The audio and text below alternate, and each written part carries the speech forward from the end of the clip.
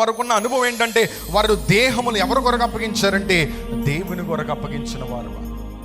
వారి యొక్క దేహములను దేవుని కొరకు వారు అప్పగించిన తర్వాత ఈ దేహములను వేరే వాటికి సాధనములుగా వాడడానికి వారు ఇష్టపడట్లా. ఈ దేహము లోకానికి వాడడానికి ఇష్టపడట్లా. ఈ అవయవాలు లోక సంబంధమైన వాటికి వాడడానికి ఇష్టపడట్లా. వారు వారి యొక్క దేహములను దేవుని కొరకు వారు ఏం చేసుకున్నారంటే అప్పగించు. నీ దేహమును దేవుని కొరకు అప్పగించుకుంటే గనుక అగ్నివాసన గుండా శ్రమల గుండా మనం వెళ్తాం. కానీ ఆ శ్రమలు మనకేమో అంటే తాకు గట్టిగా స్తోత్రం చెల్లిందాం.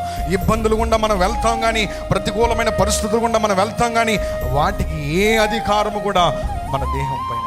మళ్ళీ నీతిమంతులుగా చేయడానికి ఆ కలువరి శిలువలో ఆయన తన్ను తాను అప్పగించుకుంటే మన దేహములను మనం అప్పగించుకున్న వారిగా మనం ఎంతకాలమైన మన పరిస్థితులు మారకపోవడానికి గల కారణం ఏంటో తెలుసా? ఈ దేహాన్ని దేవుడిని అప్పగించుకున్న వారు. ఇదే నేత్రాలతో దేవుని సన్నిధిలో కన్నీరు కాచేవారుగా, ఇదే నేత్రాలతో లోక సంబంధమైన విషయాలు చూసేవారుగా, ఏ చేతులు లోకములోనూ ఉపయోగపడుతున్నాయి, దేవుని సన్నిధిలోనూ ఉపయోగపడుతున్నాయేమో. మన దేహాన్ని దేవుని కొరకు అప్పగించుకున్న వారిగా మనం ఉన్నామా?